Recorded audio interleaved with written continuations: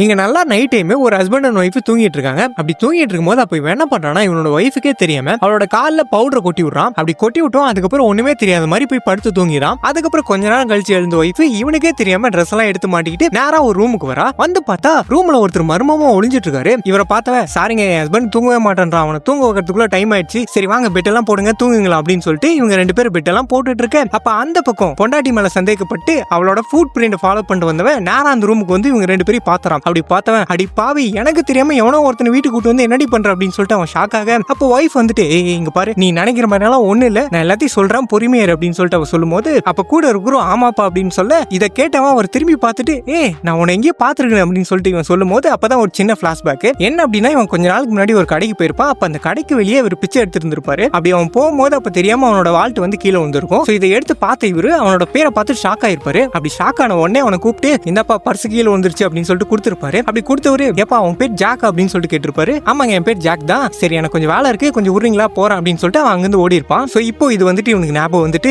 அடி பாவி இப்படி குத்துக்கல்ல மாதிரி ஒரு ஹஸ்பண்ட் இருக்கும்போது ஒரு பிச்சைக்காரன் மேல உனக்கு எப்படி ஆசை வந்துச்சு அப்படின்னு சொல்லிட்டு இவன் கேட்கும்போது, வாய்க்கு வந்ததெல்லாம் பேசாத, முதல்ல உனக்கு என்ன நினைச்சுன்னு தெரியுமா, உண்மை என்னன்னு தெரியுமா அப்படின்னு சொல்லிட்டு இவ சொல்ல, என்னன்னு பார்த்தா இவளுக்கு ஒரு பிளாஷ்பேக். என்ன அப்படின்னா, நேத்து நல்லா நைட் டைமே இவ வீட்டுக்கு நடந்து வந்துட்டு இருக்கும்போது அப்போ ராபர் ஒருத்தன் வந்துட்டு இவளோட பேக் எல்லாம் புடுங்க ட்ரை பண்ணிருப்பான். அப்ப இவர் தான் ஒரு கட்டை எடுத்து வந்து அவன் மண்டையில அடிச்சு அவனை மட்டை பண்ணி இந்த பொண்ணை காப்பாத்திருப்பாரு. அப்ப இவன் வந்துட்டு ரொம்ப தேங்க்ஸுங்க அப்படின்னு சொல்லிட்டு சொல்லும்போது அப்ப அவர் என்ன சொல்லியிருப்பானா, ஃபேமிலிக்குள்ள எதுக்குமா தேங்க்ஸ் அப்படின்னு மாதிரி கேட்டிருப்பாரு. எது ஃபேமிலி அப்படின்னு சொல்லிட்டு அவ கேட்டிருப்பா. இப்போ இவர் வந்துட்டு, இங்க பாருப்பா எப்படி இருந்தாலும் நீ என்ன வீட்டை விட்டு அடிச்சு தொடர்த்து தான் போற, அதுக்கு முன்னாடி இந்த போட்டோ பாருப்பா அப்படின்னு சொல்லிட்டு ஒரு போட்டோ கொடுக்குறாரு. போட்டோ வாங்கி பார்த்தவன், என்னோட அம்மாவோட போட்டோ வாண்ட் எப்படி வந்துச்சு அப்படின்னு சொல்லிட்டு கேட்கும்போது, எப்பா அந்த போட்டோல உன் அம்மாவை பார்த்த நீ அதுக்கு பக்கத்துல இருக்கு என்ன பாக்கலையப்பா, உன் அப்பா நான் அப்படின்னு சொல்லிட்டு சொல்ல, எது என் அப்பாவா, என்ன எனக்கு அப்பா இல்லன்னு தெரிஞ்சுக்கிட்டு சொத்தெல்லாம் ஆட்டி போறதுக்காக கிளம்பி வந்துட்டியா, என் அப்பா மிலிட்டரியில வேலை செஞ்சு ஒரு மிஷனுக்காக போகும்போது அங்கேயே இறந்து போயிட்டாங்கன்னு சொல்லிட்டு என் அம்மா சொல்லிருக்காங்க, யார்கிட்ட கதை ஒரு அப்படின்னு மாதிரி சொல்லும்போது அப்ப அவர் வந்துட்டு, எப்பா அதே தான்ப்பா ஊரு நம்பிச்சு, ஆனா அது உண்மை கிடையாதுப்பா, அங்க என்ன நடந்துச்சு தெரியுமா, ஆக்சுவலா அந்த மிஷனுக்காக போகும்போது அப்ப பக்கத்து நாட்டுக்கிட்ட மாட்டிக்கினப்பா, அங்க அவங்க என்ன 20 வருஷமா பிணை கைதியா புடிச்சு வச்சிட்டாங்கப்பா, அதுக்கப்புறம் தான் அவங்க எப்படியோ தப்பிச்சு இப்போ தான்ப்பா அங்க வந்தேன், அப்படி வந்தவன் உடனே என்னோட ஒய்ஃப் தப்பா தேடினேன், ஆனா அவளை தேடி கண்டுபிடிக்க முடியலப்பா, அப்புறம் தான் பிச்சைக்கார மாதிரி ரோடா அவளை தேடிட்டு இருந்தப்பா, அப்படி தேடிட்டு இருக்கும் போது தான் உன்னை பார்த்தேன், கடவுளா பார்த்து உன்னை என் கண்ணுல காமிச்சாருப்பா, நான் தான்ப்பா உன் அப்பா அப்படின்னு மாதிரி சொல்லும்போது அப்ப கூடவே ஒய்ஃபும், ஆமாங்க இதாங்க உண்மை,